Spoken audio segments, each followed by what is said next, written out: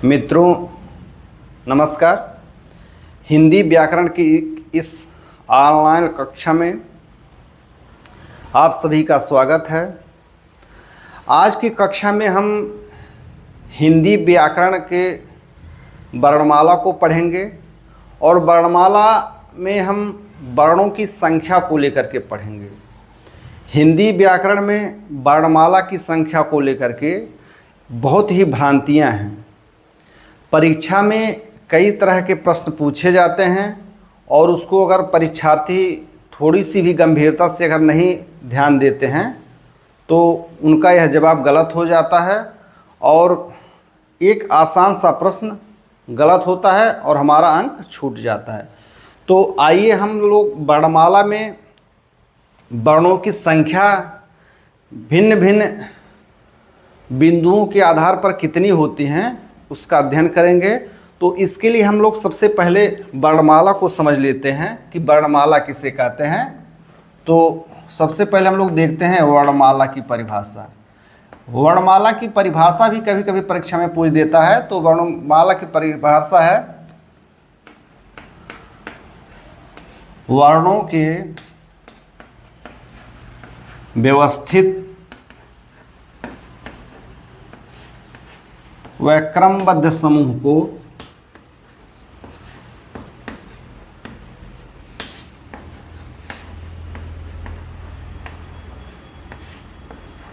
व्यवस्थित व क्रमबद्ध समूह को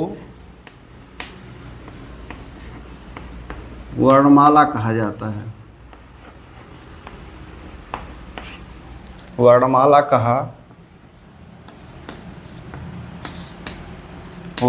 कहा जाता है। वर्णमाला किसे कहते हैं? तो वर्णों के व्यवस्थित व क्रमबद्ध समूह को वर्णमाला कहा जाता है। अब यह प्रश्न उठता है कि वर्णमाला में वर्ण किसे कहेंगे? तो वर्ण की परिभाषा है कि वह छोटी से छोटी ध्वनि जो मानव मुख से उच्चरित होती है उसके लिखित स्वरूप को वर्ण कहते हैं। वह छोटी से छोटी ध्वनि जो मानव मुख से उच्चरित होती है, यानी मानव मुख के अतिरिक्त अगर अन्य किसी विधियों से ध्वनि उत्पन्न होता है तो उसको वर्ण नहीं कहेंगे, बल्कि जो मानव मुख के उसके वागेंद्री से उच्चरित होते हैं उनको वर्ण कहा जाता है। वर्णमाला को कितने भागों में बांटा गया है यह भी परीक्षा में कभी कभी प्रश्न आता है। तो वर्णमाला को दो भागों में बांटा गया है। वर्णमाला को कितने भागों में बांटा गया है? तो वर्णमाला को दो भागों में बांटा गया है। पहला भाग है स्वर, दूसरा भाग है व्यंजन। व्यंजन को ऐसे भी लिखा जाता है व्यंजन। कभी कभी यह प्रश्न आ जाता है कि वर्णमाला को स्वर और व्यंजन में किस विद्वान ने, किस व्याकरण ने बांटा है? तो वर्णमाला को स्वर और व्यंजन में महर्षि पतंजलि ने बांटा है। उन्होंने एक सूत्र दिया है, स्वयं राजन्ते इति स्वराः अन्वग स्वयं राजन्ते इति स्वराः अनवग भवति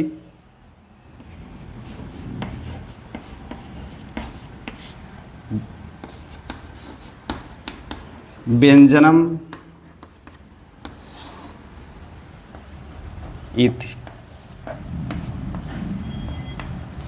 स्वयं राजन्ते इति स्वराः अनवग भवति व्यंजनम इति। इसको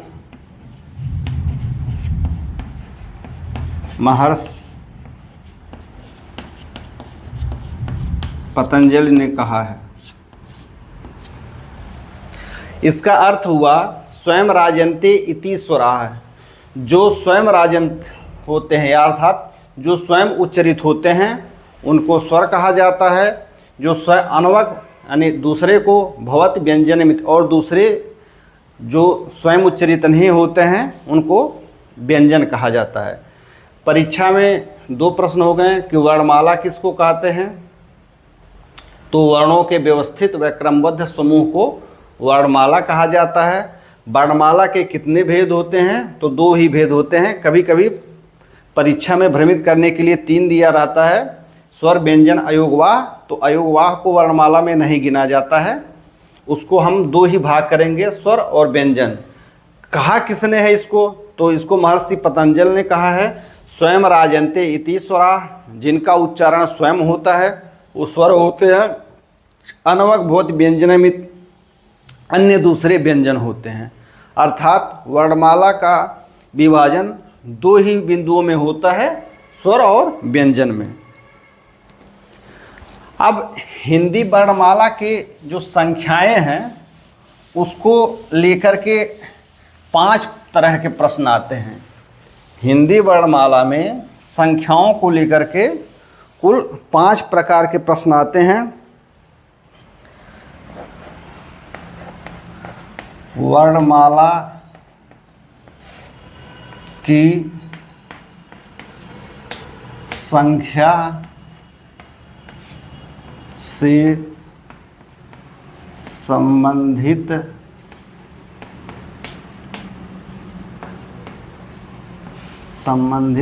प्रश्न।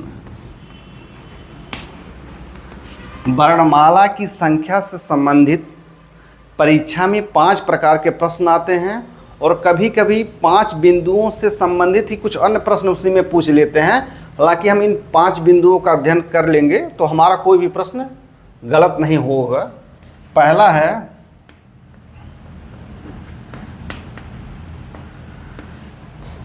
हिंदी वर्णमाला में मूल वर्णों की संख्या। मूल वर्णों की संख्या।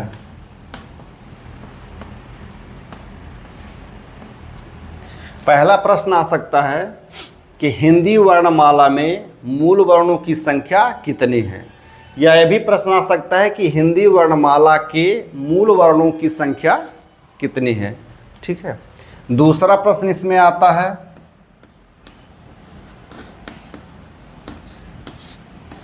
हिंदी वर्णमाला के मानक वर्णों की संख्या।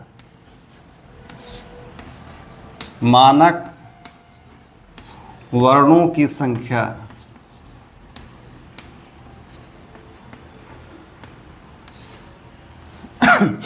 दूसरा प्रश्न आ सकता है कि हिंदी वर्णमाला के मानक वर्णों की संख्या कितनी है, या हिंदी वर्णमाला में मानक वर्णों की संख्या कितनी है। फिर तीसरा प्रश्न आता है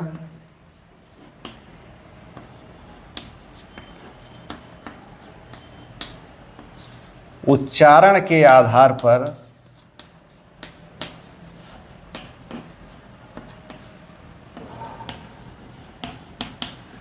हिंदी वर्णमाला में वर्णों की संख्या।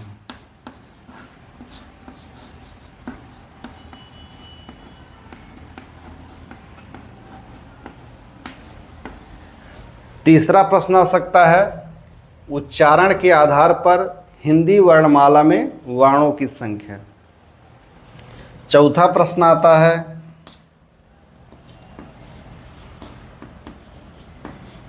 हिंदी वर्णमाला में कुल वर्णों की संख्या।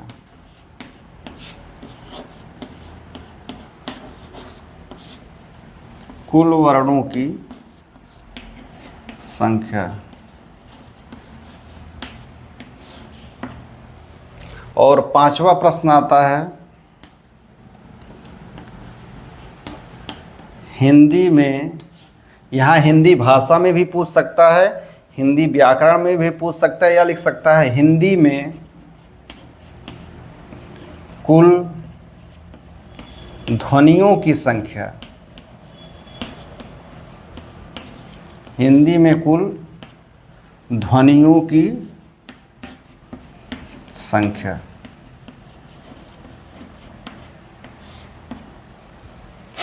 हिंदी व्याकरण में वर्णमाला की संख्या से संबंधित यही 5 प्रश्न बहुधा आते हैं, और कभी कभी क्या करता है कि इनके खंडों से प्रश्न पूछ सकता है। जैसे हिंदी वर्णमाला में मूल वर्णों की संख्या कितनी है।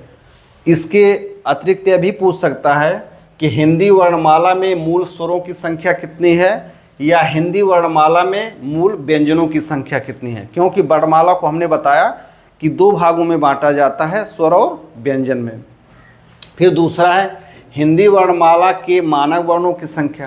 तो यह भी पूछ सकता है कि हिंदी वर्णमाला में मानक स्वरों की संख्या कितनी है, फिर हिंदी वर्णमाला में मानक व्यंजनों की संख्या कितनी है।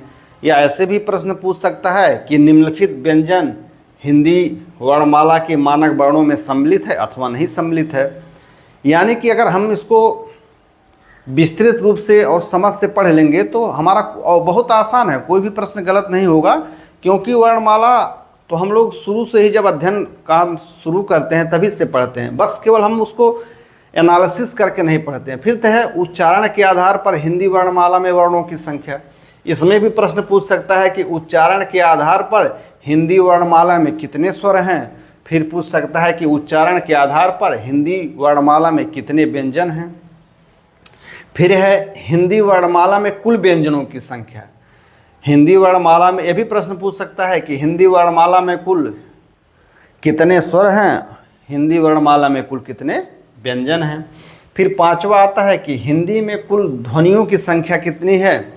इसमें भी पूछ सकता है कि हिंदी में कुल स्वर ध्वनियाँ कितनी हैं, कितनी व्यंजन ध्वनियाँ हैं, कितनी आगत ध्वनियाँ हैं। तो इन 5 प्रकार के प्रश्नों से 4, 6, 10 प्रश्न और बन सकते हैं। लेकिन अगर हम लोग इनका सुचारू रूप से अध्ययन करे रहेंगे तो कोई भी समस्या नहीं होगी। आइए हम लोग अब इनकी विस्तृत जानकारी देखते हैं। तो सबसे पहले हम प्रथम बिंदु को देखते हैं, हिंदी वर्णमाला में मूल वर्णों की संख्या। हिंदी वर्णमाला में मूल वर्णों की संख्या कितनी है। तो मूल वर्णों की संख्या समझने से पहले हम सबसे पहले ये समझते हैं कि मूल वर्ण किसे कहा जाता है। तो मूल वर्ण उन वर्णों को कहा जाता है जो उस भाषा के मूल ध्वनियों के बने वर्ण होते हैं। मूल वर्ण किसे कहते हैं? मूल वर्ण उन ध्वनियों को, मूल वर्ण उन वर्णों को कहा जाता है जो उस भाषा के मूल ध्वनियों के वर्ण होते हैं। इन वर्णों के उच्चारण में अन्य समान या असमान किसी भी वर्ण का कोई भी सहयोग नहीं लिया जाता है। अर्थात स्वर के उच्चारण में किसी अन्य स्वर का या व्यंजन का सहयोग नहीं लिया जाता है। व्यंजन के उच्चारण में किसी अन्य व्यंजन या स्वर का सहयोग नहीं लिया जाता है। मूल वर्ण स्वतंत्र होते हैं, अद्वितीय होते हैं और एकल होते हैं। हिंदी में जो मूल वर्ण है वो इस हिंदी की जननी भाषा संस्कृत से परंपरा से ही प्राप्त हैं। तो हिंदी में मूल वर्णों की संख्या कितनी है? हिंदी में मूल वर्णों की संख्या 44 है। हिंदी में मूल वर्णों की संख्या 44 है, जिसमें मूल स्वर कौन कौन से हैं? मूल स्वर कौन कौन से हैं? तो मूल स्वर ए, आ, ई,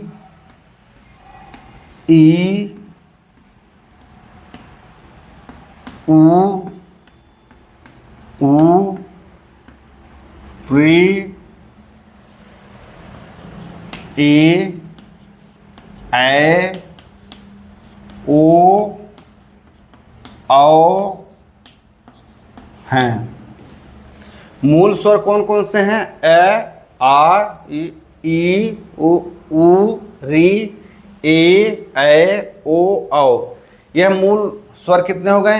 1 2 3 4 5 6 7 8 9 10 11। मूल स्वर कितने हो गए? 11। मूल व्यंजन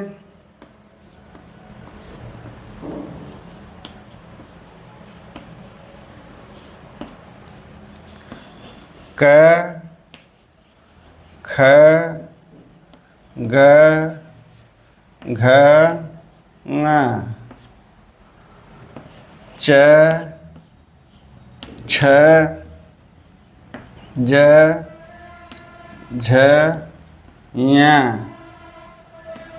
ट, ठ, ड, ढ, ढ़, त, थ, द, ध, न, प, फ, ब, भ, म, य, र, ल, व, स, श, स और है। मूल व्यंजन कै से लेकर के है तक होते हैं और एक की संख्या कितनी है? 1 2 3 4 5 6 7 8 9 10 11 12 13 14 15 16 17 18 19 20 21 22 23 24 25 26 27 28 29 30 31 32 33।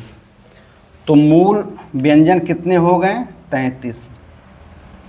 अब 33 और 11 को जब जोड़ते हैं तो हमारा उत्तर आता है 44। अर्थात हिंदी वर्णमाला में मूल वर्णों की संख्या 44 है और यह 44 मूल वर्ण कौन कौन से हैं? तो 11 स्वर हैं, आप लोग इनको ध्यान से समझ लीजिए, देख लीजिए, और 33 व्यंजन हैं।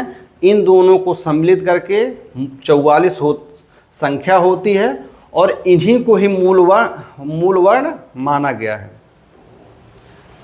आप लोग इसका स्क्रीनशॉट ले सकते हैं अथवा आप लिख सकते हैं। अच्छा, इन मूल वर्णों को मानने वाले विद्वान कौन कौन से हैं? तो इन मूल वर्णों को पंडित कामता प्रसाद गुरु, हिंदी के मूर्धन्य विद्वान हैं, पंडित कामता प्रसाद गुरु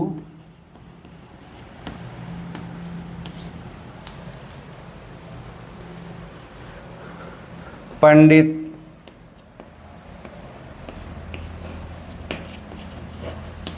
किशोरीदास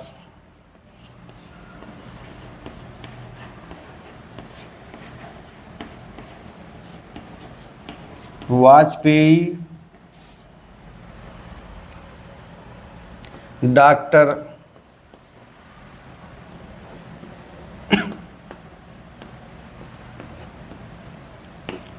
वासुदेव नंदन प्रसाद,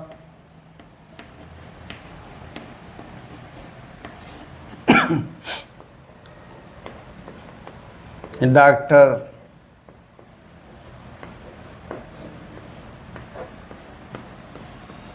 बद्रीनाथ कपूर। इस धारणा को मानने वाले या इनका समर्थन करने वाले विद्वान पंडित कामता प्रसाद गुरु हैं। इन्होंने अपनी पुस्तक हिंदी व्याकरण में इसकी चर्चा की हुई है। फिर है पंडित किशोरीदास वाजपेयी, इन्होंने हिंदी शब्द अनुशासन नाम की पुस्तक लिखी है जो विद्वानों में अति प्रचलित है और एक मानक पुस्तक है। मानक पुस्तक इनका भी, कामता प्रसाद गुरु का भी है और इन्होंने इन सभी वर्णों को सम्मिलित किया है। वासुदेव नंदन प्रसाद की एक भारत भारती प्रकाशन से पुस्तक आती है आधुनिक हिंदी व्याकरण और रचना, उसमें इनका वर्णन किया गया है। और डॉक्टर बद्रीनाथ कपूर की एक पुस्तक आती है परिनिष्ठित हिंदी व्याकरण करके, उसमें इन्होंने इन 44 वर्णों को स्थान दिया गया है। और विभिन्न लोक सेवा आयोग, विभिन्न शिक्षा बोर्ड मूल वर्ण के रूप में इन 44 वर्णों को मान्यता देते हैं, तो इसमें शंका की कहीं कोई गुंजाइश नहीं है। आप लोग इसको लिख सकते हैं अथवा इसका स्क्रीनशॉट ले सकते हैं।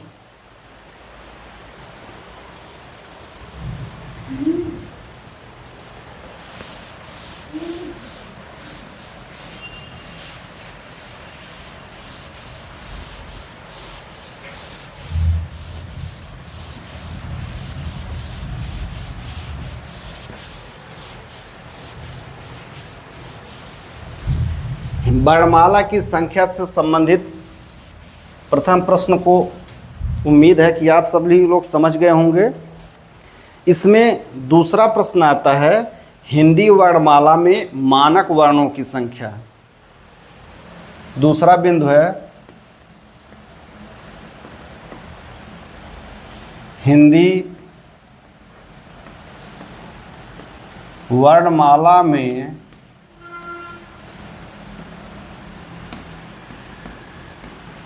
मानक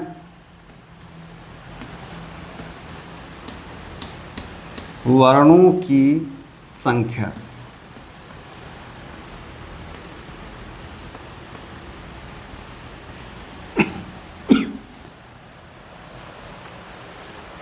वर्णमाला से संबंधित जो दूसरा प्रश्न आता है उसमें है कि हिंदी वर्णमाला में कितने मानक वर्ण हैं। तो सबसे पहले हम समझते हैं कि वह मानक वर्ण किसे कहते हैं। मानक वर्णमाला से यह तात्पर्य होता है कि जो किसी भाषी क्षेत्र में लिखाई के दृष्टि से, पढ़ाई के दृष्टि से, छपाई के दृष्टि से आदर्श रूप में उपस्थित हों। वर्णमाला में सर्वत्र एक रूपता हो, टाइपराइटर में हो, कंप्यूटर में हो, मोबाइल में आदि आधुनिक यंत्रों में जो उपयोग होता है उसमें वर्णों में एक रूपता हो। मानव संसाधन विकास मंत्रालय की अधीनस्थ संस्था केंद्रीय हिंदी निदेशालय ने एक मानक वर्णमाला प्रस्तुत की है, जिसमें उन्होंने वर्णों की संख्या 46 मानी है। तो मानक वर्णमाला में वर्णों की संख्या कितनी हो गई? 46। यह मानक वर्ण में मानक स्वर कितने हैं? मानक स्वर, तो मानक स्वर भी 11 हैं। ए, आ, ई, उ, री, ए, ओ, औ। मानक वर्णमाला में मानक स्वरों की संख्या 11 है। 1, 2, 3, 4, 5, 6, 7, 8, 9, 10, 11।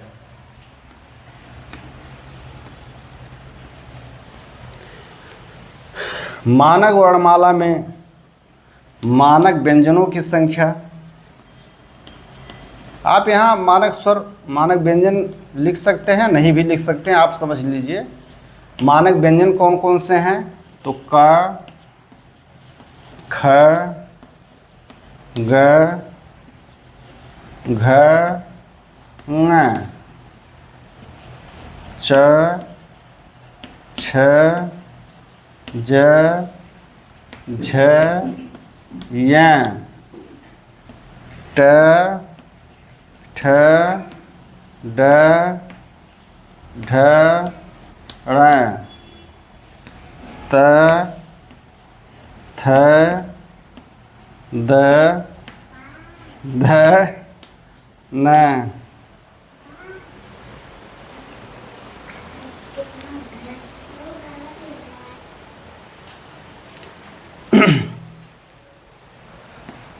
प, फ, ब,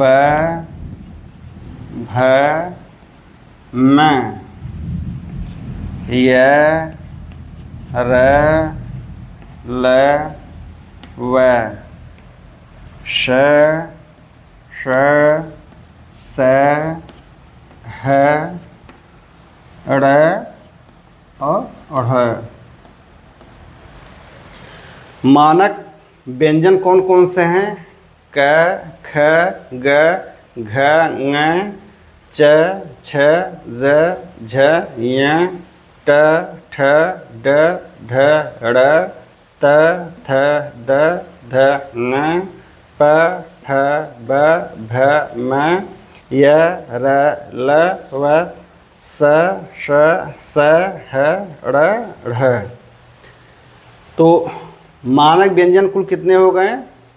1, 2, 3, 4, 5, 6, 7, 8, 9, 10, 11, 12, 13, 14, 15, 16, 17, 18, 19, 20, 21, 22, 23, 24, 25, 26, 27, 28, 29, 30, 31, 32, 33, 34 और 35।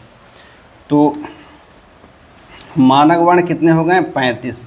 अब मानक स्वर और मानक व्यंजन को अगर हम जोड़ देते हैं तो 35 में 11 जोड़ेंगे तो ये 46 हो जाएगा। अर्थात मूल स्वर और मानक स्वर दोनों समान हैं, दोनों की संख्याएं समान हैं। केवल मूल स्वर में हम ड़ और ढ़ जो उत्क्षिप्त व्यंजन हैं इनको सम्मिलित कर लेते हैं तो मानक व्यंजन बन जाता है। अर्थात मूल व्यंजन 33 हैं, उसमें उत्क्षिप्त व्यंजन ड़ और ढ़ को सम्मिलित कर लेते हैं तो मानक व्यंजन बन जाता है। यह प्रश्न आ सकता है कि मानक स्वर कितने हैं और कौन कौन से हैं, तो इसका उत्तर यहाँ से आ जाएगा। मानक व्यंजन कितने हैं तो उसका उत्तर है कि 35 हैं। कौन कौन से हैं तो यह है किन किन के वर्णों को सम्मिलित किया गया है, तो आप इसको देख करके इसका हल कर सकते हैं।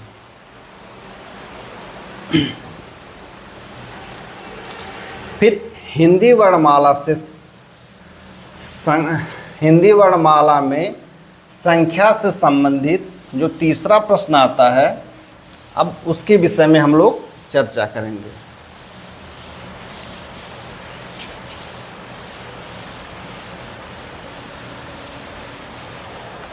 आप लोग के मन में यह प्रश्न आता होगा कि मूल वर्णों के विषय में हमने कुछ विद्वानों के नाम बताएं, तो मूल वर्ण जो होते हैं, देखिए भाषा को दो स्तरों से पढ़ा जाता है। एक होता है लिखित रूप में और दूसरा होता है उच्चरित रूप में। तो जो उच्चरित रूप की बात होती है उसको व्याकरण तय करते हैं, उसके लिए उन्होंने एक मानक वर्ण बना दिया है।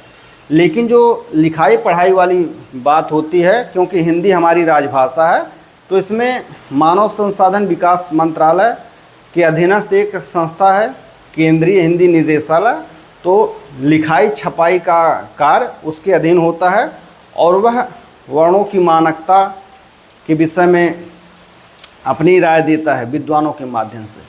तो हिंदी वर्णमाला में संख्या से संबंधित जो तीसरा प्रश्न आता है वह है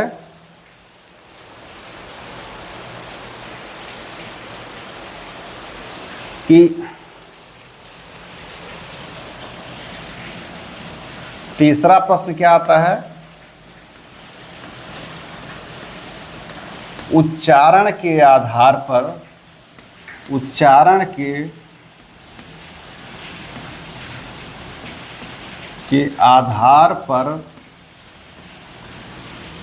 वर्णों की संख्या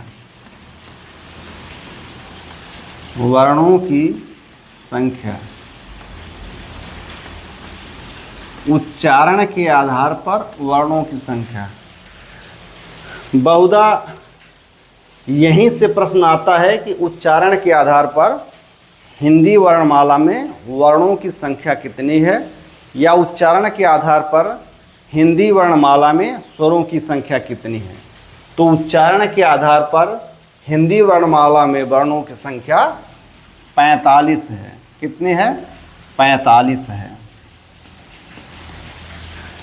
इसीलिए परीक्षार्थी भ्रमित हो जाते हैं कि संख्याओं की संख्या कई प्रकार से होती है, लेकिन हम लोग एक सरसरी निगाह में देखे रहते हैं और कई पुस्तकों में भी अच्छी तरह से नहीं बताया गया है। मैं किसी की आलोचना नहीं कर रहा हूँ, लेकिन मैंने भी कुछ पुस्तकों का अध्ययन किया है, तो उसमें भी इस विषय को बहुत ही सरसरी तौर पर निपटा दिया गया है। तो हम लोग आइए देखते हैं कि उच्चारण के आधार पर वर्णों की संख्या कितनी है। तो उच्चारण के आधार पर स्वर कितने हैं? उच्चारण के आधार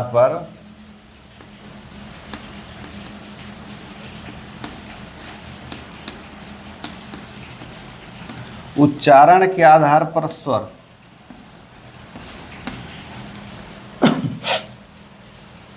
तो सबसे पहले उच्चारण के आधार पर हम स्वर की परिभाषा जान लेते हैं। तो स्वर उसको कहते हैं, स्वर वे होते हैं कि जिनका उच्चारण बिना किसी अवरोध के होता है, यानी कि मुख विवर से आती हुई वायु बिना कहीं अवरोध के स्वयं उच्चरित हो जाती है, उसको हम स्वर कहते हैं। उच्चारण के आधार पर हिंदी वर्णमाला को दो भागों में बांटा गया है। किसमें किसमें? स्वर में और व्यंजन में। स्वर का उच्चारण बिना किसी अवरोध के होता है, जबकि व्यंजन वर्णों का उच्चारण अवरोध सहित होता है। अब इस आधार पर स्वर की विशेषता दो होती है। पहला होता है कि स्वर का उच्चारण बिना किसी बाधा के, पहला स्वर की दो विशेषता होती। पहला होता है स्वर का उच्चारण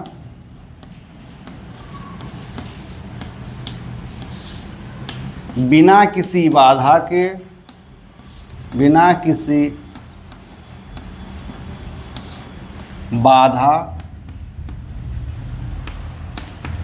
या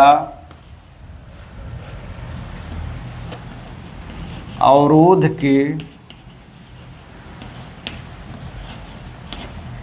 सतत रूप से होता है।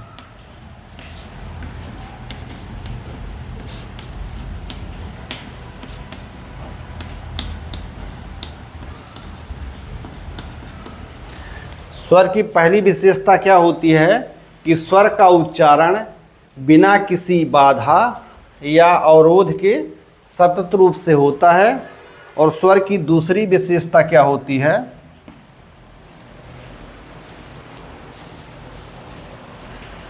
स्वर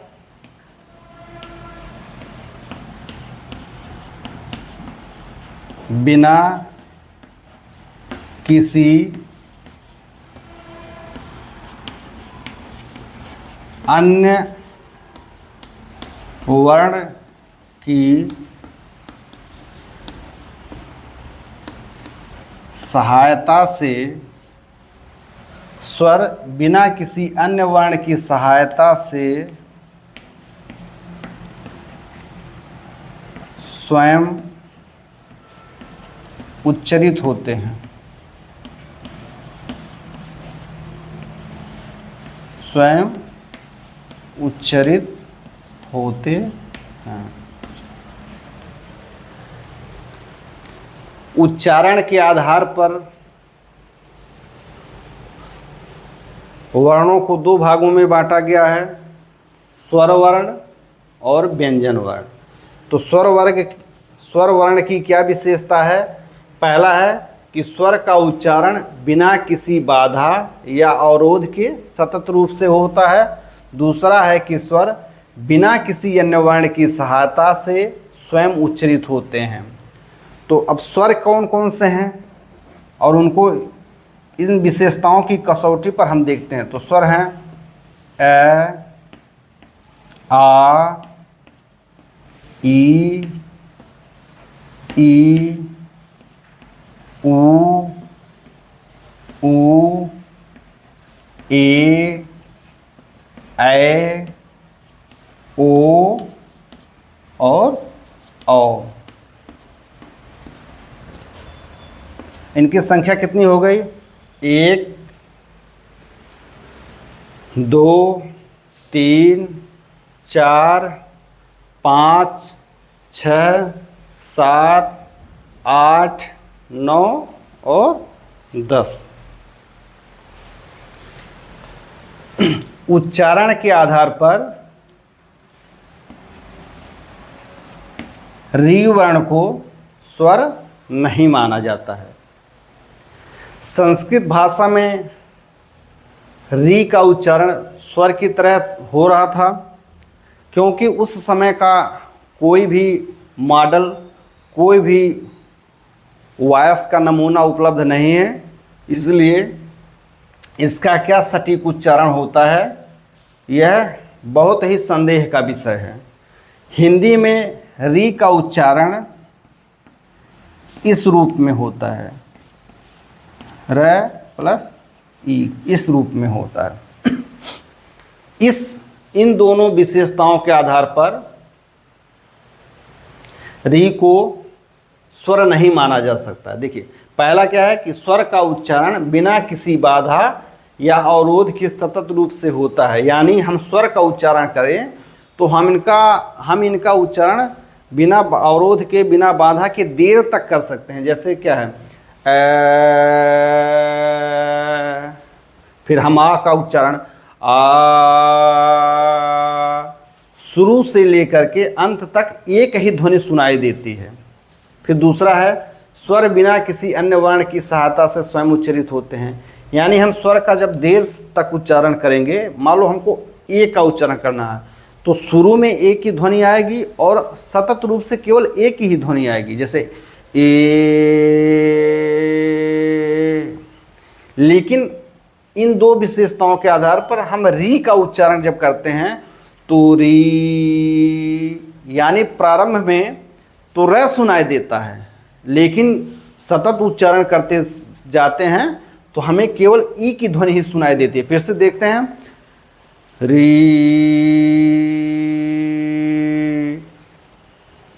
यानी री का जब हम उच्चारण करते हैं, सतत रूप से उच्चारण करेंगे तो प्रारंभ में तो हमको र सुनाई देगा, लेकिन बाद में जाकर के ई सुनाई देता है। इसीलिए उच्चारण के आधार पर हिंदी के विद्वानों ने री को स्वर नहीं माना है, री को स्वर नहीं माना है, बल्कि उन्होंने री के उच्चारण को र और ई का संयुक्त रूप माना है। अब इतनी बात समझ में आ गई है कि उच्चारण के आधार पर स्वर 10 ही हैं। उच्चारण के आधार पर स्वर कितने हैं? 10 हैं। उच्चारण के आधार पर स्वरों की संख्या कितनी है? 10 है। री को उच्चारण के आधार पर हिंदी वर्णमाला में स्वर नहीं माना जाता है। संस्कृत में है स्वर, लेकिन और संस्कृत के जो शब्द हिंदी में आए हुए हैं उनमें री स्वर के रूप में स्वतंत्र रूप से और मात्रा के रूप में आता है, परंतु हिंदी के शब्दों में री का उच्चारण इस रूप में होता है। इसलिए उच्चारण के आधार पर हिंदी में री को मूल स्वर नहीं माना जाता है।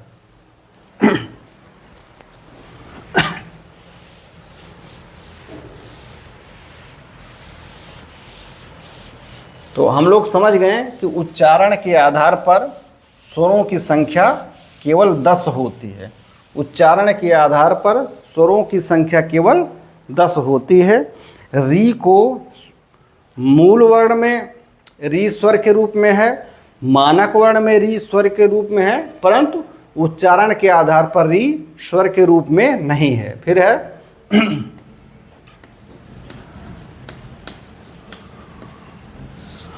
उच्चारण के आधार पर व्यंजन,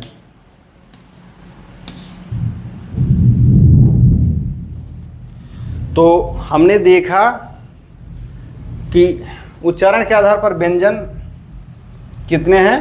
तो उच्चारण के आधार पर मुख के किसी अवयव में कहीं न कहीं बाधा के उपस्थित होने और फिर बाधा के हटने पर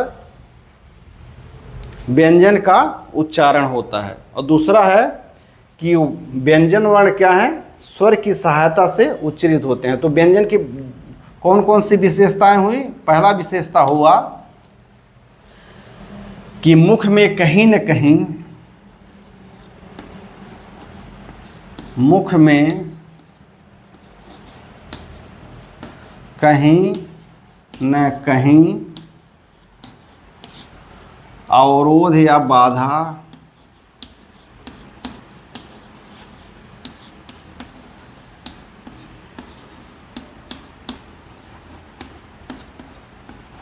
के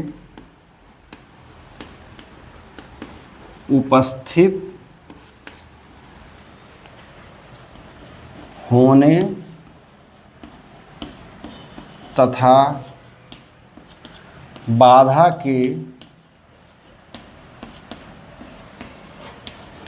बाधा या अवरोध के हटने से ध्वनि उच्चारित होता है।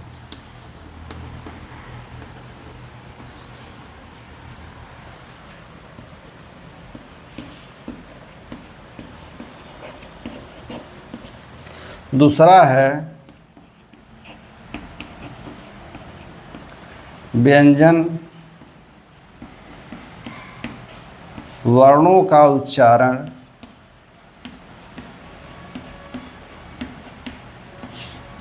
स्वर की सहायता से होता है।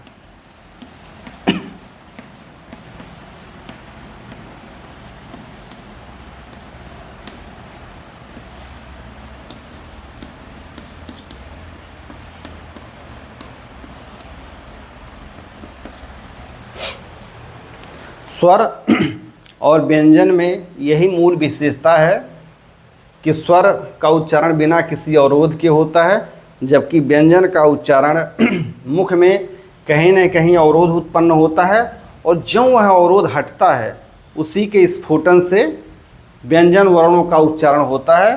और व्यंजन वर्णों को उच्चारित करने में हमको स्वर की सहायता लेनी पड़ती है। तो आइए हम देखते हैं कि उच्चारण के आधार पर व्यंजन कौन कौन से हैं। उच्चारण के आधार पर व्यंजन कौन कौन से हैं। तो उच्चारण के आधार पर व्यंजन क, ख, ग, घ, ङ, च, छ, ज, झ, ञ, ट, ठ, ड, ढ, ढ़, त, थ, द, ध, न, प, फ, ब, भ, म, य, र, ल, व, स, श, स, ह, ड़ और ढ़। उच्चारण के आधार पर इन 35 वर्णों को व्यंजन वर्ण माना गया है। इसको हम अगर गिनेंगे तो ये 35 वर्ण आएंगे।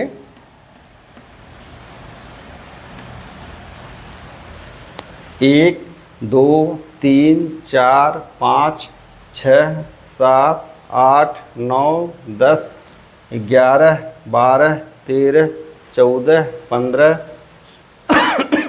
16, 17, 18, 19, 20, 21, 22, 23, 24, 25, 26, 27, 28, 29, 30, 31, 32, 33, 34 और 35 उच्चारण के आधार पर इन 35 वर्णों को व्यंजन कहा गया है। तो उच्चारण के आधार पर स्वर कितने हैं? 10 स्वर 10 थे। व्यंजन कितने हैं? 35 हैं। तो वर्ण कितने हो गए कुल? 35 और 10 को हम जोड़ लेंगे तो ये हो गए 45। अब यहाँ यह बात ध्यान देने की ज़रूरत है, मूल वर्ण में, हिंदी वर्णमाला के मूल वर्णों में 11 स्वर हैं, मानक वर्णों में 11 स्वर हैं, परंतु उच्चारण के आधार पर हमको 10 स्वर ही मिलते हैं जिसमें री नहीं रहता है। मूल वर्णों में व्यंजन 33 हैं, मानक वर्णों में व्यंजन 35 हैं जिसमें ड़ और है को जोड़ा गया है, और उच्चारण के आधार पर भी व्यंजन वर्णों की संख्या 35 है जिसमें ड़ और है को जोड़ा गया है। अगर इसी तरह से हम लोग एनालिसिस करके अध्ययन करेंगे तो थोड़ा सा हमको समझने में समस्या नहीं रहेगी। और अच्छा, उच्चारण के आधार पर वर्णों की संख्या 45 को कौन कौन से विद्वान मानते हैं? तो इसमें डॉक्टर हरदेव वाहरी हैं,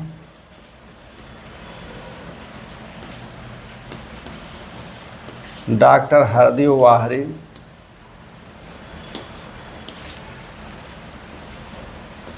डॉक्टर भोलानाथ तिवारी,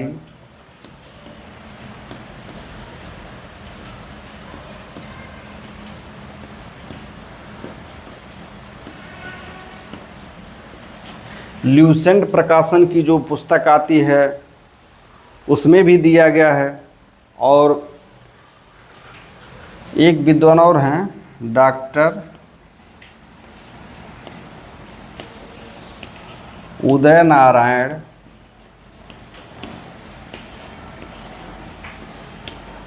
तिवारी।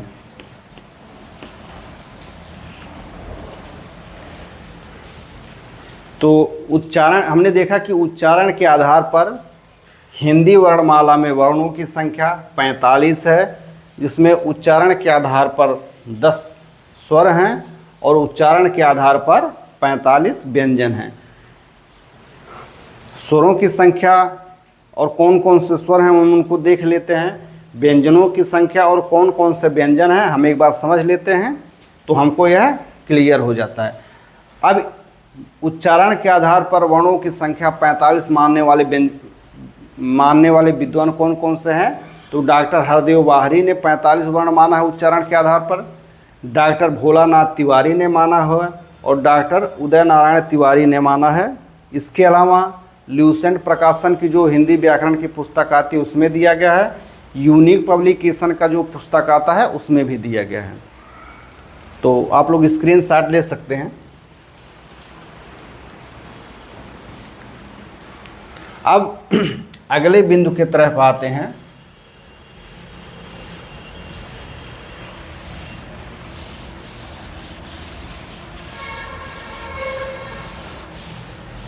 हिंदी वर्णमाला हमको बचपन से ही बताया गया है, रटाया गया है, परंतु प्रतियोगिता परीक्षाओं में थोड़ा सा प्रश्नों को इधर उधर घुमा करके पूछा जाता है। तो हमको बस जागरूक होकर थोड़ा अध्ययन करना है, बाकी इसमें ऐसी कोई समस्या नहीं। फिर चौथा जो प्रश्न उठता है हिंदी वर्णमाला को समझ लिख करके कि हिंदी वर्णमाला में कुल कितने वर्ण हैं? कुल वर्णों की संख्या, कुल वर्णों की संख्या।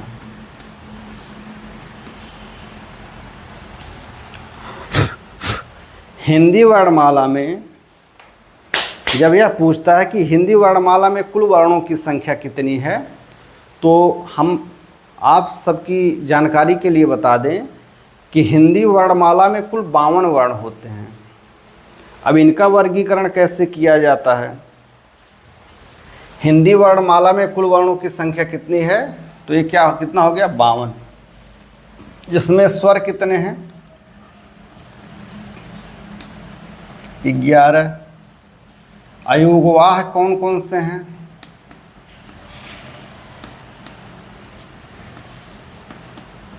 2 हैं। और व्यंजन कौन कौन से हैं? 39 हैं।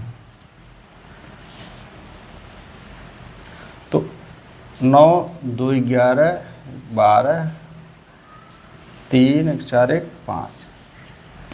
यानी कि हिंदी वर्णमाला में जब कुल वर्णों की संख्या पूछी जाती है तो उसमें 11 स्वर हैं, 2 अयोगवाह हैं और 39 व्यंजन हैं। 11 स्वर जो मूल वर्ण के हैं वही 11 स्वर हैं, जो मानक वर्ण के 11 स्वर हैं वही 11 स्वर हैं, लेकिन उच्चारण की दृष्टि से केवल 10 ही स्वर हैं। इस बात को आप लोग ध्यान रखेंगे। और मूल कुल वर्णमाला में स्वरों की भी संख्या भी 11 है। तो आइए हम इसको एक बार देख लेते हैं। स्वर: ए, आ, ई, ऊ,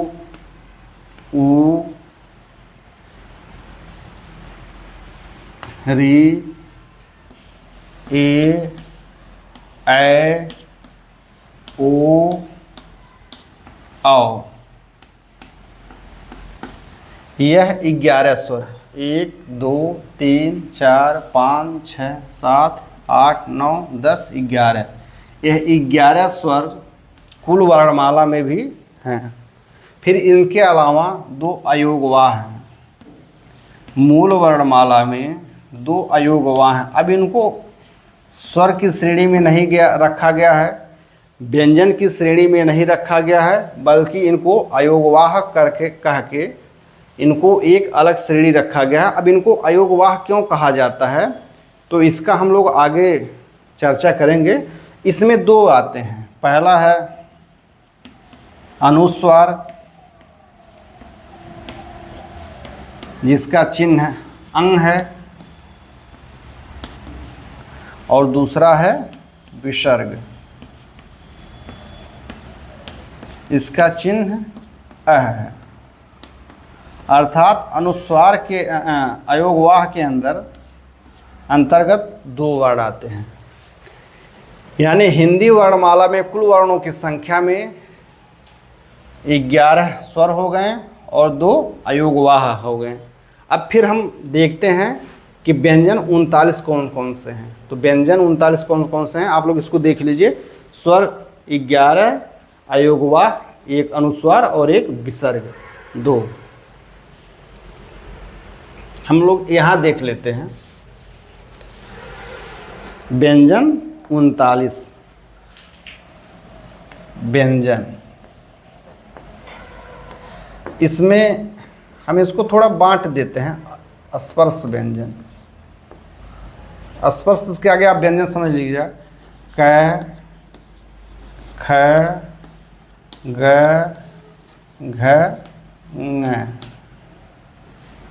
च, छ, ज, झ, य, ट, ठ, ड, ढ, ण, त, थ, द, ध, न, प, फ, ब, भ, म। यह 25 हमारे स्पर्श व्यंजन हो गए। उसके अलावा अंतःस्थ व्यंजन 4 हैं। कौन कौन से हैं? य, र, ल और व। इनको स्पर्श व्यंजन क्यों कहा जाता है इसकी चर्चा हम आगे करेंगे। इन्हें वर्गीय व्यंजन भी कहा जाता है। और इन सभी क से लेकर ङ तक, च से लेकर ञ तक, इन सबको भी क वर्ग, च वर्ग, ट वर्ग ऐसा नाम दिया गया है। इसका हम अध्ययन आगे करेंगे। फिर अंतःस्थ व्यंजन, इनको अंतःस्थ व्यंजन क्यों कहा जाता है, इन्हें अर्धस्वर भी कहा जाता है, इसकी चर्चा हम आगे करेंगे। फिर है संघर्षी व्यंजन या संघर्ष व्यंजन। ये भी 4 हैं, श, स और है। इसके अलावा 4 संयुक्त व्यंजनों को भी हिंदी वर्णमाला में कुल वर्णों की संख्या में स्थान दिया गया। वो कौन कौन से हैं? क्ष, त्र, ज्ञ और स्र। इसके अलावा उत्क्षिप्त व्यंजन 2 हैं। कौन कौन से हैं? ड़ और ढ़। अब हम देखते हैं कि 25 स्पर्श व्यंजन, 4 अंतःस्थ व्यंजन, 4 संघर्षी व्यंजन, 4 संयुक्त व्यंजन और 2 उच्छित व्यंजन को मिलाकर के व्यंजन वर्णों की संख्या 39 हो गई।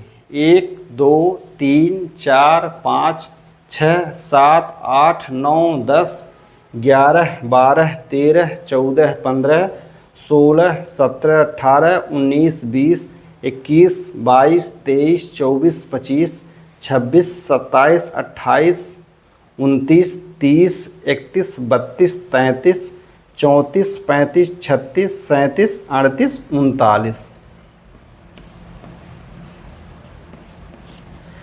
बात जब हिंदी वर्णमाला में कुल वर्णों की संख्या में आएगी तो हम यहाँ देखेंगे 11 स्वर हैं, 2 अयोगवाह हैं, अनुस्वार और विसर्ग अंग और है, और 39 व्यंजन वर्ण हैं। इन सभी को हम जब जोड़ लेंगे तो 11 प्लस 2 और प्लस 39, तो हमारी ये संख्या 52 हो जाती है। यही 52 वर्ण हिंदी वर्णमाला में कुल वर्णों की संख्या होती हैं। अब हम हिंदी वर्णमाला में कुल वर्णों की संख्या को 52 ही क्यों मानते हैं? तो इसके लिए भारतीय संविधान के भाग 17 के अनुच्छेद 343 में प्रावधान किया गया है कि भारत की जो राजभाषा होगी वह हिंदी है। उसकी लिपि कौन सी है? तो भारत के राजभाषा की लिपि देवनागरी है और उसमें कुल 52 वर्ण हैं। तो इन 52 वर्णों का प्रावधान संविधान में किया गया है। भारत की राजव्यवस्था, भारत की राजभाषा के रूप में जब हिंदी को मान्यता दिया गया था तब इन 52 वर्णों को उसमें सम्मिलित किया जाता है। फिर हिंदी वर्णमाला की संख्या से संबंधित जो 5वां प्रश्न आता है, हम उसके विषय में आइए चर्चा करते हैं।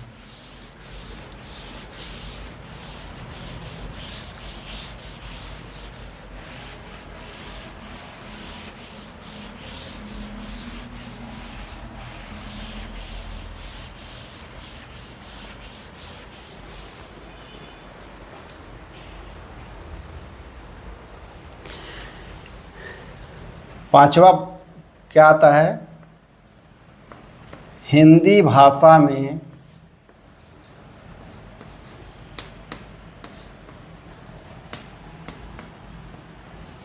कुल ध्वनियों की संख्या।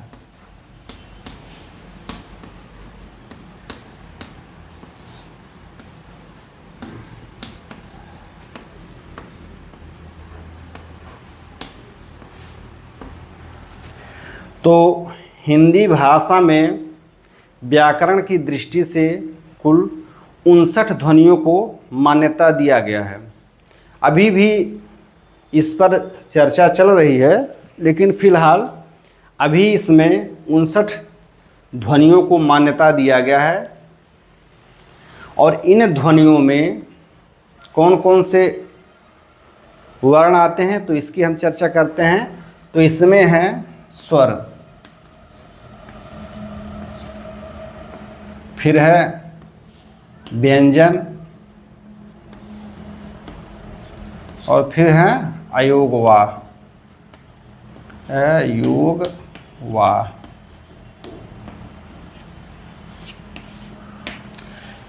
तो हिंदी में ध्वनियों के आधार पर स्वरों की संख्या 12 मानी गई है, व्यंजनों की संख्या 45 मानी गई है और अयोगवाह की संख्या 2 मानी गई है।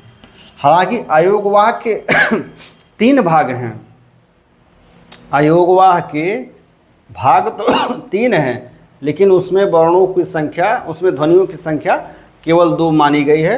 अब इसको हम अगर जोड़ लेते हैं तो 2 और 5 7 और 2 9 4 1 5 59 ध्वनियाँ, यानी हिंदी भाषा में ध्वनियों के आधार पर कुल 59 ध्वनियों को मान्यता दिया गया है। अब हम देखते हैं कि ये 12 स्वर कौन कौन से हैं। स्वर के विषय में हम लोग चर्चा करते हैं। स्वर 12,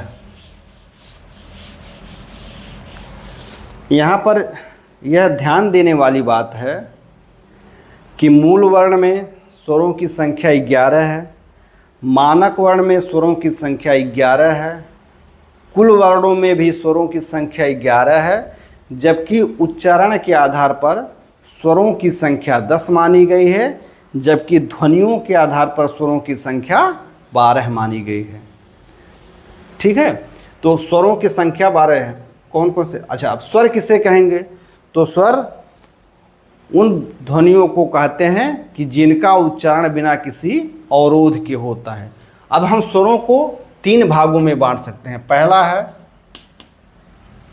मूल स्वर या एकल स्वर। मूल स्वर या एकल स्वर, इन्हें मूल स्वर क्यों कहा जाता है? क्योंकि इनके उच्चारण में किसी अन्य स्वर की भी सहायता नहीं ली जा सकती है। तो ये कौन कौन से हैं? ए, ई, ऊ और री मूल स्वर हैं।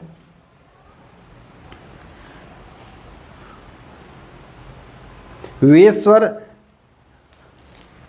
मूल स्वर क्यों कहते हैं? वे स्वर जिनका विभाजन अन्य ध्वनियों में भी नहीं हो सकता है। मूल स्वरों का विभाजन अन्य ध्वनियों में नहीं होता है, इसलिए हम इनको मूल स्वर कहते हैं। जब हम लोग संधि पढ़ेंगे तो उसमें हमको मूल स्वर, संयुक्त स्वर और दीर्घ स्वर की बात समझ में आएगी। फिर दूसरा होता है दीर्घ स्वर। दीर्घ स्वर किसे कहते हैं? वे स्वर जो अपने मूल ध्वनियों को लंबे समय तक उच्चारित करने पर बोले जाते हैं, उनको हम दीर्घ स्वर कहते हैं। और इनका विभाजन इनके सवर्गीय मूल स्वरों में हो सकता है। और ये कौन कौन से हैं? आ, ई, ऊ और री। यहाँ तो यह प्रश्न उठना स्वाभाविक है कि उच्चारण के आधार पर री को स्वर ही नहीं माना जाता है, जबकि यहाँ पर दीर्घ री आया है।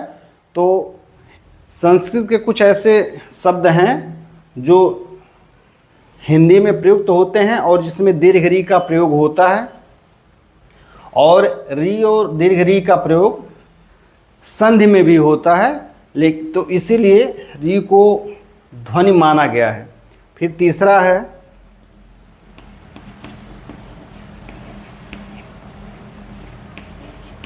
संयुक्त स्वर। मूल स्वर कितने हो गए? 4, दीर्घ स्वर कितने हो गए? 4। संयुक्त स्वर, वे स्वर जो भिन्न प्रकार के स्वरों के संयोग से बनते हैं उनको संयुक्त स्वर कहा जाता है, और इनकी भी संख्या कितनी है? 4 है। ए, ऐ, ओ और औ, इनकी संख्या भी 4 है। अभी अब आपके मन में प्रश्न उठेगा कि हमने तो अभी चर्चा किया है कि वो वे स्वर जो जिनका उच्चारण बिना किसी अन्य स्वरों की सहायता से होता है उनको मूल स्वर कहते हैं, तो हम केवल 4 ही इनको क्यों मूल स्वर मान रहे हैं? बाकी कह रहे हैं कि ये अपने समान स्वरों के संयोग से बनते हैं। संयुक्त स्वरों को कह रहे हैं कि ये भिन्न भिन्न प्रकार के स्वरों से बनते हैं। तो इसके विषय में हम लोग जब हिंदी की ध्वनि व्यवस्था को विस्तृत रूप से पढ़ेंगे तो उसमें बताएंगे कि यह भिन्न भिन्न या समान स्वरों के संयोग से मिलने के बाद भी मूल स्वर क्यों कहे जाते हैं। ठीक है, तो हम देख लिए कि स्वरों की संख्या कितनी हो गई? मूल या एकल स्वर 4 हो गए, दीर्घ स्वर कितने हो गए? 4 हो गए, और संयुक्त स्वर 4 हो गए। यानी कि हिंदी भाषा में ध्वनियों के आधार पर कुल कितने स्वर हो गए? तो 12 स्वर हो गए। कितने स्वर हो गए? 12 स्वर हो गए। ध्वनियों के आधार पर स्वरों की संख्या कितनी हो गई? 12 हो गई। हिंदी भाषा में ध्वनियों के आधार पर स्वरों की संख्या कितनी हो गई? 12 हो गई। और ये कौन कौन से स्वर हैं? ए, ई, उ, री। आ, ई, उ, दीर्घ री, ए, ऐ, ओ और औ। ठीक है।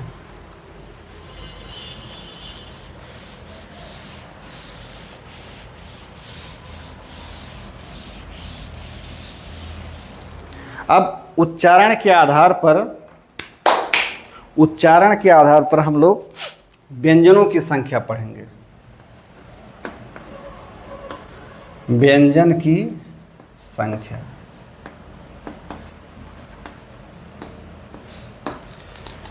तो उच्चारण के आधार पर हम लोग व्यंजनों की संख्या 45 होती है। हम लोग अभी पढ़ रहे हैं कि व्यंजन ध्वनियाँ वो होती हैं कि जिनका उच्चारण मुख में कहीं न कहीं अवरोध से उत्पन्न होता है। तो मुख में जो अवरोध होता है वो 3 प्रकार से अवरोध होता है। कितने प्रकार से होता है? 3 प्रकार से। जब मध्यम, पहला तो होता है कि अल्प अवरोध,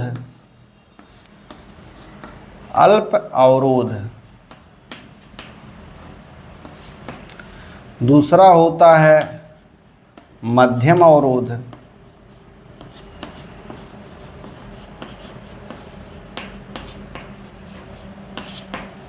और तीसरा होता है कठोर अवरोध। कठोर या अधिक अवरोध कह सकते हैं।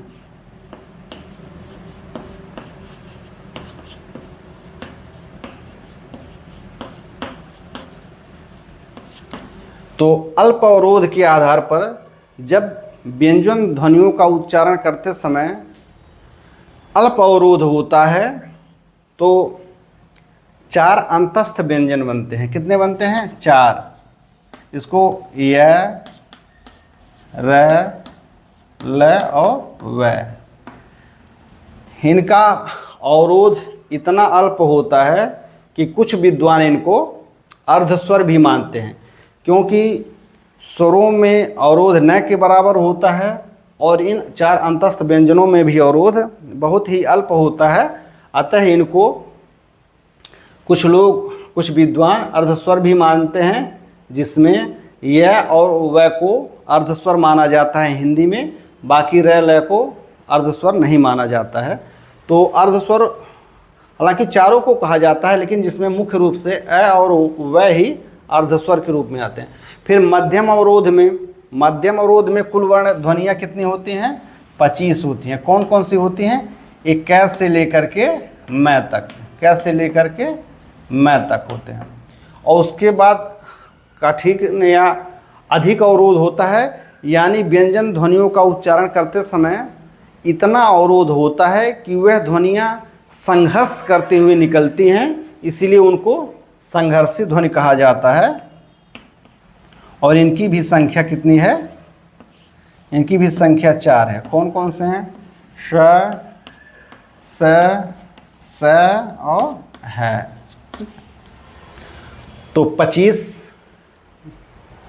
मध्यम अवरोध वाले हो गए, 4 अल्प अवरोध वाले हो गए और अधिक अवरोध वाले 4 हो गए, यानी 25, 4 29 और 4 33 हो गए। फिर इसमें 4 संयुक्त वर्ण आते हैं, संयुक्त व्यंजन आते हैं, जिसमें 4 हो गए। कौन कौन से? क्ष, त्र, ज्ञ और स्र। हिंदी भाषा में या किसी भाषा में भी संयुक्त व्यंजनों की संख्या बहुत अधिक होती है। तो मन में यह भी प्रश्न आता है कि केवल 4 को ही संयुक्त व्यंजन क्यों कहा जाता है? तो 4 व्यंजनों को संयुक्त व्यंजन इसीलिए कहा जाता है कि यह लोग एक अपना दोनों व्यंजन मिल करके अपना अस्तित्व खो लेते हैं और एक ऐसा व्यंजन बना लेते हैं जिसका इसके पूर्व व्यंजन से कोई भी संबंध नहीं नज़र आता है। जैसे हम क्षय किन किन व्यंजन वर्णों से मिलकर बना है? यह बना हुआ है कैसे और श से। अब हम क्षय को देखेंगे तो न यहाँ कहीं क नज़र आता है और न ही कहीं स नज़र आता है, इसीलिए इनको एक अलग व्यंजन वर्ण के रूप में मान्यता दी गई है। फिर इसी प्रकार त्रय है, इसमें यह त और र से मिलकर बना होता है। अब यह इस तरह से बन गया है कि इसमें कहीं त और र नज़र ही नहीं आते हैं। फिर ज्ञ है, यह किससे बना हुआ है? ज प्लस य से। अब हम अगर ज्ञ को देखते हैं तो यहाँ ज और य का कोई भी लिपि नज़र नहीं आती है। उसी प्रकार स्र है, यह स और र से मिलकर बना होता है। इसीलिए अच्छा, इन व्यंजन वर्णों को हम विकल्प रूप में भी नहीं लिख सकते हैं। ऐसा नहीं है कि कहीं पर क्षमा लिखा हुआ है तो हम इस प्रकार से लिख सकते हैं, इस प्रकार से हम इसको लिख सकते हैं। क्षय के स्थान पर हम इसको यहाँ नहीं लिखेंगे, यह अमानक है, ठीक है। इसी प्रकार कहीं पर मान लीजिए नेत्र लिखा हुआ है तो हमको इस तरह से भी नहीं लिख पाएंगे, यह गलत हो जाएगा, ठीक है। इसीलिए इन 4 व्यंजन वर्णों को ही संयुक्त व्यंजन माना गया है। अब कहीं कहीं यह प्रश्न उठता है कि विद्या में जो दिया है इसको क्यों संयुक्त व्यंजन नहीं माना जाता है?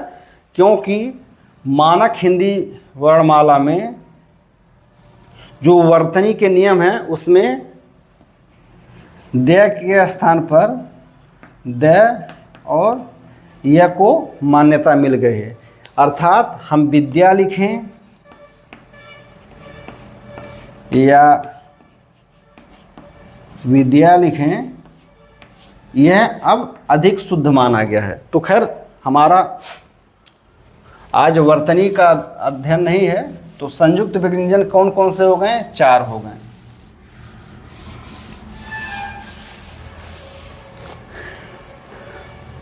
हिंदी भाषा में कुल कितनी ध्वनियाँ हैं? तो हमने बताया 59 हैं, जिसमें हमने स्वर देखा तो स्वर कितने हो गए? 12 हो गए। व्यंजन कितने हो गए? तो व्यंजनों की संख्या कितनी है? 45 है। 45, उसमें से व्यंजन वर्णों का उच्चारण अवरोध में होता है, तो अवरोध भी 3 प्रकार से होता है। जब अल्प अवरोध होगा तो 4 अंतःस्थ व्यंजन आएंगे, मध्यम अवरोध होगा तो 25 वर्गीय व्यंजन उच्चरित होते हैं, और जब अधिक अवरोध होता है तो 4 संघर्षी व्यंजन उत्पन्न होते हैं, और फिर इसमें 4 संयुक्त व्यंजनों को जोड़ा गया। तो कुल मिलाकर के कितने हो गए? 25 और 4 29, 4 33 और 4 37। इसके अलावा हिंदी में आगत ध्वनियों की संख्या भी है। आगत ध्वनि, हिंदी वर्णमाला में कुल 8 आगत ध्वनियों को मान्यता दिया गया है। इसमें से पहला है, इसमें से है उर्दू या फारसी से। उर्दू और फारसी से हमने कितनी ध्वनियों को ग्रहण किया है? तो 5 हैं। कौन कौन से हैं?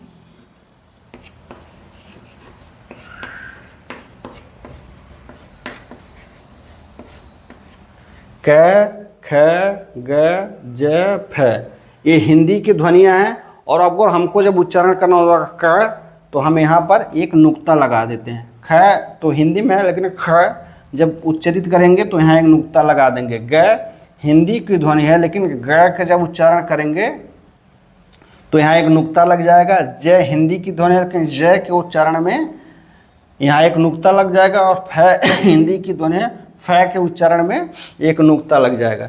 यानी क, ख, ग, ज, फ। यह उर्दू या फारसी से 5 ध्वनियों को हमने स्वीकार किया है। और उसके अलावा एक ध्वनि जो है वह मराठी से आई है। मराठी से कितनी ध्वनि आई है? एक। यह कौन सी है?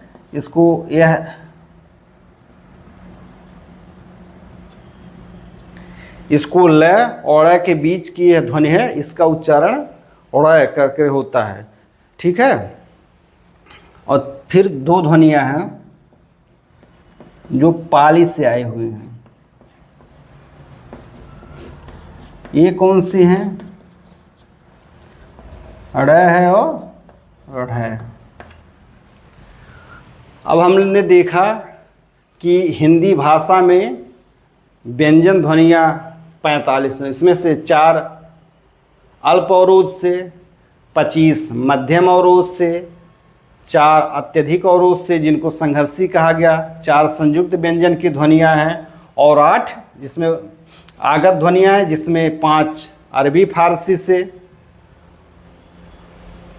1 मराठी से और 2 पाली भाषा से। यानी 2, 1 3 और 5 8, 8 और 4 12, 12 और 4 16, 16 और 4 20 और 25 45। यानी यही 45 ध्वनियाँ जो हैं, यही 45 ध्वनियाँ जो कौन कौन से हैं? हिंदी की व्यंजन ध्वनियाँ हैं। हिंदी की व्यंजन ध्वनियाँ हैं। ठीक है। अब आते हैं, आप लोग इसका स्क्रीनशॉट ले सकते हैं।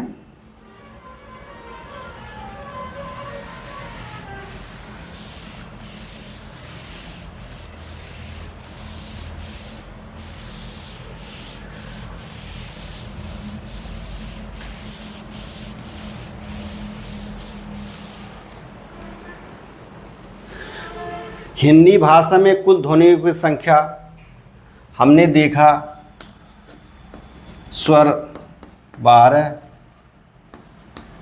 व्यंजन 45 और अयोगवाह 2 है। अब फिर अयोगवाह की चर्चा करते हैं।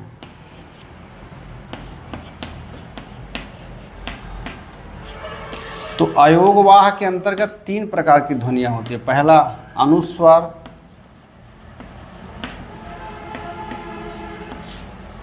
दूसरा अनुनासिक,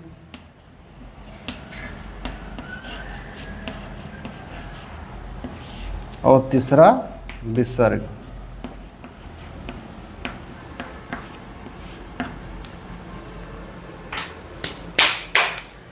अयोगवाह किसे कहते हैं? तो अयोगवाह अपने नाम से ही स्पष्ट है। पहला है अ, जिसका कुछ लोग नकारात्मक अर्थ निकालते हैं, अयोगवाह। अ का अर्थ वो नहीं से निकालते हैं, यानी कि जो अपने आप को वर्णमाला में सम्मिलित न करता हो फिर भी अपनी ध्वनियों का वहन करता हो, उससे अयोगवाह कहते हैं। कुछ लोग अयोगवाह का सकारात्मक अर्थ निकलते हैं। उनके आधार पर क्या होता है कि यह अ के योग से वाह होते हैं, अर्थात यह अपना अस्तित्व अ के योग से बनाए रहते हैं, इसीलिए इन्हें अयोगवाह कहा जाता है। क्योंकि अनुस्वार का चिन्ह अंग है, इसको धन न ऐसे लिखा जाता है, ठीक है। अनुनासिक का चिन्ह है, इसको इस प्रकार से लिखा जाता है, अर्थात अनुस्वार और अनुनासिक अ के योग से अपना अस्तित्व वहन करते हैं। उसी प्रकार अनुनासिक है, तो अनुनासिक कोई स्वतंत्र स्वर वर्ण नहीं है, बल्कि यह स्वरों का एक गुण है। तो सबसे पहले हम आते हैं अनुस्वार को देखते हैं। अनुस्वार जैसे अपने नाम से ही स्पष्ट है, अनुधन स्वर। अनु का अर्थ होता है, अनु एक उपसर्ग है जिसका अर्थ होता है पीछे। स्वर से तात्पर्य यहाँ स्वर से है, अर्थात वह ध्वनि जो स्वर के पीछे उच्चरित होती है उसको अनुस्वार कहते हैं। वह ध्वनि जो स्वर के पीछे आती है, स्वर के पीछे उच्चरित होती है, उसको अनुस्वार कहते हैं। यहाँ पर अंग जो है वह अ के बाद आता है और आ के बाद ही उच्चरित होता है, इसीलिए उसको अनुस्वार कहा गया है। फिर हम विसर्ग देखते हैं। विसर्ग का मतलब होता है विशेष रूप से निर्माण करने वाला। वह ध्वनि जो विशेष रूप से निर्मित होती है उसको विसर्ग कहते हैं। यह भी अ के बाद उच्चरित होती है, इसीलिए इसको भी अयोगवाह कहा जाता है। फिर अनुनासिक है, तो अनुनासिक कोई स्वतंत्र स्वर वर्ण नहीं है, कोई स्वतंत्र व्यंजन वर्ण नहीं है, बल्कि क्या है, यह स्वरों का एक गुण है। हिंदी भाषा में हम स्वरों का उच्चारण दो तरीके से करते हैं। पहला अनुनासिक रूप में, पहला तो निरनुनासिक।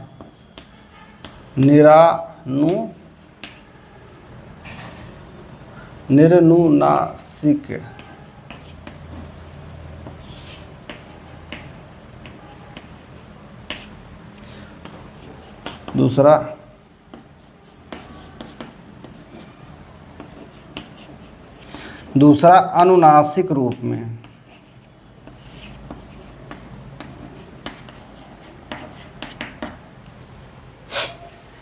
अब जब स्वरों का उच्चारण हम अ, आ, ई, ऊ,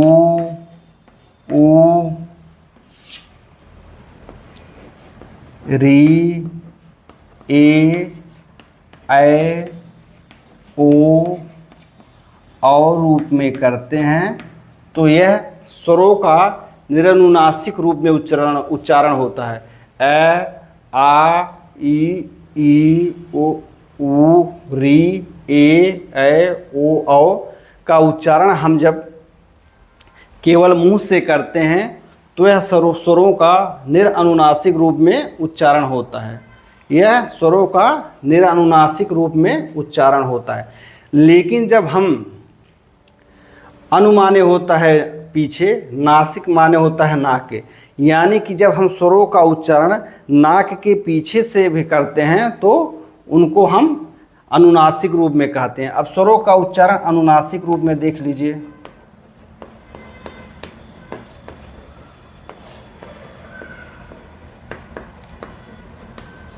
अ, आ, ई, ऊ, अनुनासिक रूप री का नहीं होता है, क्योंकि संस्कृत में अनुनासिक रूप प्रयोग में नहीं होता है। फिर ए, ऐ, ओ और औ। तो यहाँ पर हम देखते हैं कि ए जब उच्चारण करेंगे तो निरनुनासिक रूप में उच्चारण होगा, लेकिन जब ऐसा उच्चारण करेंगे तो यह अनुनासिक रूप में उच्चरित होगा। आ उच्चरित करेंगे तो निरनुनासिक रूप में स्वर का उच्चारण है, आ उच्चरित करेंगे तो अनुनासिक रूप में होगा। यहाँ पर यह ध्यान देने वाली बात है कि स्वरों का अनुनासिक रूप में उच्चारण केवल 10 स्वरों का होता है, री का भी कोई भी उच्चारण नहीं होता है। इसीलिए अयोगवाह में केवल 2 वर्णों की ही मान्यता, 2 ध्वनियों की ही मान्यता दी गई है, अनुस्वार का और विसर्ग का। अयोगवाह तो 3 होते हैं ध्वनियों के आधार पर, अनुस्वार, अनुनासिक और विसर्ग, लेकिन ध्वनियों के आधार पर केवल अनुस्वार और विसर्ग को ही मान्यता दी गई है। अनुनासिक स्वरों का एक गुण है, इसीलिए उसको ध्वनि नहीं माना गया है। ठीक है, तो अब हम देख लेते हैं इसको। आप लोग स्क्रीनशॉट लेना चाहते हैं तो ले सकते हैं। इधर देख लीजिए। तो हमने देखा कि स्वर 12 हो गए। कौन कौन से? ए, आ, ई, ऊ, री,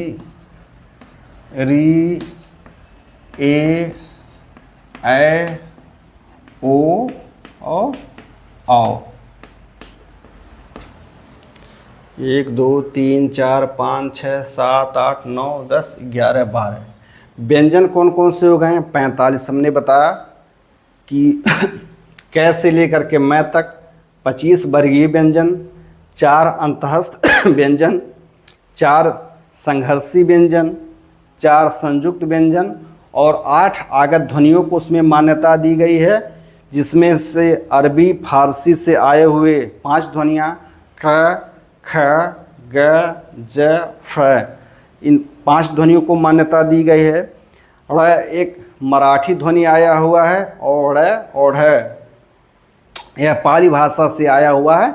इन 8 ध्वनियों को मिलाकर के कुल 45 व्यंजन ध्वनियों को मान्यता मिली हुई है। और उसमें अयोगवाह होते तो 3 हैं, अनुस्वार, अनुनासिक और विसर्ग, लेकिन 2 ही व्यंजन ध्वनियों को अंग और 2 ही अयोगवाह ध्वनियों अंग और रह को मान्यता दिया गया। इस प्रकार हिंदी भाषा में कुल ध्वनियों की संख्या क्या हो गई?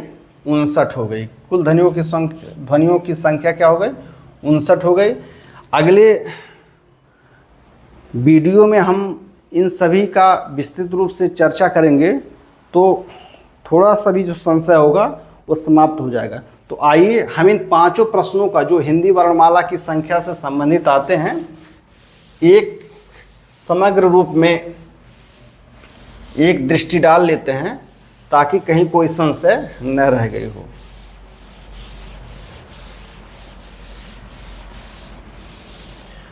तो हिंदी वर्णमाला में संख्या से संबंधित 5 प्रश्न कौन कौन से हैं? पहला था मूल वर्ण,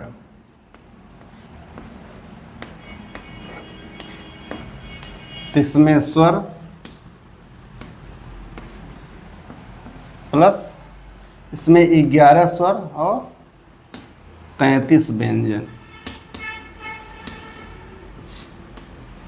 बराबर 44 वर्ण।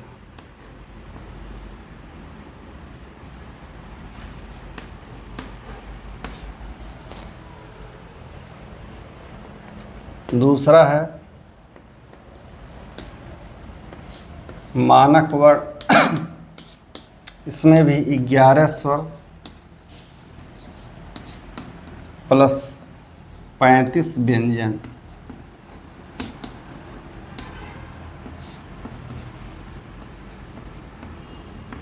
छियालीस वर्ण। तीसरा है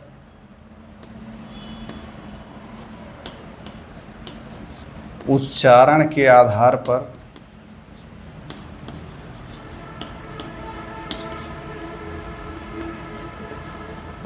वर्ण, तो इसमें 10 स्वर प्लस 35 व्यंजन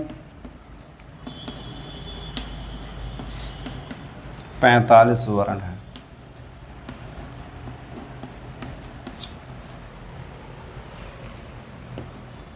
फिर है कुल वर्ण, तो इसमें 11 स्वर, 39 व्यंजन,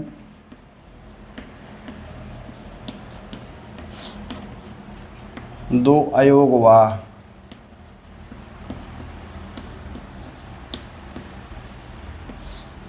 कुल 52 वर्ण,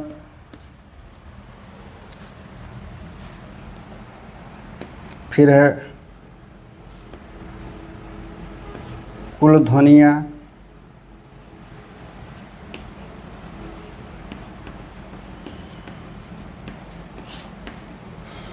तो 12 स्वर, 45 व्यंजन प्लस 2 अयोगवाह,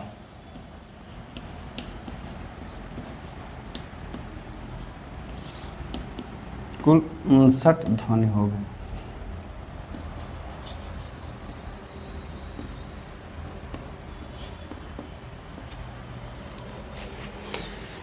हिंदी वर्णमाला की संख्या से जो संबंधित प्रश्न आते हैं उसमें 5 प्रश्न आते हैं कि हिंदी वर्णमाला में मूल वर्ण कितने हैं और कौन कौन से हैं। तो हिंदी वर्णमाला में मूल वर्ण कुल 44 हैं, जिसमें 11 स्वर और 33 व्यंजन हैं। स्वर अ, आ, ई, उ, री, ए, ऐ, ओ, औ हैं और क से लेकर के है तक 33 व्यंजन हैं। फिर है हिंदी वर्णमाला में मानक वर्ण कितने हैं। तो हिंदी वर्णमाला में मानक वर्ण 11 स्वर हैं और 35 व्यंजन हैं। जब मूल व्यंजन क से है तक में, ध्यान से समझिए, जब मूल व्यंजन क से है तक में अड़ और है दोनों को जोड़ लिया जाता है तो यहाँ 35 व्यंजन हो जाते हैं और कुल मानक वर्णों की संख्या 46 हो जाती है। फिर है उच्चारण के आधार पर वर्ण। तो उच्चारण के आधार पर री को स्वर वर्ण नहीं माना जाता है, इसीलिए उच्चारण के आधार पर हिंदी में केवल 10 स्वर होते हैं और जो 35 मानक व्यंजन माने गए हैं उन मानक व्यंजनों को उच्चारण के आधार पर व्यंजन माना गया है। तो 10 स्वर और 25 व्यंजन यानी कुल 45 वर्ण उच्चारण के आधार पर हिंदी वर्णमाला में माने गए हैं। फिर है कि हिंदी वर्णमाला में कुल वर्ण कितने हैं। तो हिंदी वर्णमाला में कुल वर्णों की संख्या 52 मानी गई है, जिसमें 11 स्वर हैं, 39 व्यंजन हैं और 2 अयोगवाह हैं।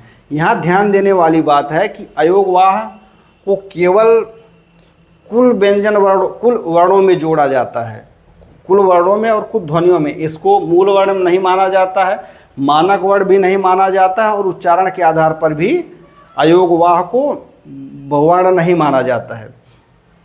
तो कुल वर्णों में 11 स्वर हैं, जो मूल स्वर हैं, जो मानक स्वर हैं, वही कुल व्यंजन वर्णों में भी स्वर हैं। इसमें कुल व्यंजन वर्णों में 39 व्यंजन कौन कौन से होते हैं। तो जो मानक वर्णों में 35 व्यंजन होते हैं उसमें अगर 4 व्यंजन संयुक्त व्यंजन क्ष, त्रय, ज्ञ और श्रय को जोड़ लिया जाता है तो 39 व्यंजन हो जाते हैं। यानी जो क से लेकर के है तक मूल व्यंजन 33 हैं, उनमें अगर हम अड़ और है को जोड़ते हैं तो वो मानक व्यंजन हो जाते हैं 35। वही मानक व्यंजन उच्चारण के आधार पर भी होते हैं। और जब मानक व्यंजन में 4 व्यंजन वर्ण क्ष, त्रय, ज्ञ और श्रय को जोड़ लिया जाता है तो वह कुल 39 व्यंजन हो जाते हैं। 35 और 4 39, जिसमें 2 अयोगवाह अंग और एह को जोड़ लिया जाता है तो कुल 52 वर्ण पूरे हो जाते हैं। अब हिंदी भाषा में कुल कितनी ध्वनियाँ हैं। तो ध्वनियों के संबंध में हमने कहा कि अभी विवाद चल रहा है, लेकिन फिर भी 59 ध्वनियों को स्वीकार किया गया है, जिसमें 12 स्वर हैं और स्वरों को हम 3 भागों में बांटे हैं। एकल स्वर या उन्हें मूल स्वर कहते हैं, वो 4 हैं ए, ई, उ, री। उसके अलावा 4 दीर्घ स्वर हैं जिनका उच्चारण मूल स्वर के 2 गुना समय में होता है। उसमें आ है, दीर्घ ई है, दीर्घ उ है और दीर्घ री है। और 4 संयुक्त स्वर हैं ए, ओ और औ, जिसमें ध्वनियों के आधार पर 45 व्यंजन ध्वनियों को मान्यता दिया गया है, जिसमें क से लेकर के है तक 33 व्यंजन हैं। क से लेकर है तक 33 व्यंजन हैं। फिर 4 संयुक्त व्यंजनों को 33 और 4 37, और जिसमें से 8 आगत ध्वनियों को स्थान दिया गया है, जिसमें 5 ध्वनियाँ क, ख, ग, ज, फ उर्दू अथवा फारसी से आगत हैं, 1 मराठी से ड़ और 2 पाली भाषा से ड़ और ढ, यानी 37 ध्वनियाँ हिंदी की और 8 ध्वनियाँ आगत ध्वनियाँ, यानी 45 कुल व्यंजन ध्वनियाँ हैं। और 2 अयोगवाह अंग और रह को मिलाकर के हिंदी भाषा में कुल 59 ध्वनियों को स्वीकार किया गया है। हमने अपने तरफ से एक अच्छी जानकारी देने का प्रयास किया है। अगर कुछ त्रुटि रह गई हो तो आप ईमेल आईडी है अथवा मोबाइल नंबर दिया गया है, जिस पे आप लोग व्हाट्सएप करके अपनी शंका का समाधान कर सकते हैं। और उम्मीद है कि यह वीडियो आप सभी को पसंद आया होगा, और कुछ अगर त्रुटियां कमियां रह गई हैं तो आगे की वीडियो में उसको दूर कर लिया जाएगा। इतना समय देने के लिए आप सभी को बहुत बहुत धन्यवाद। नमस्ते।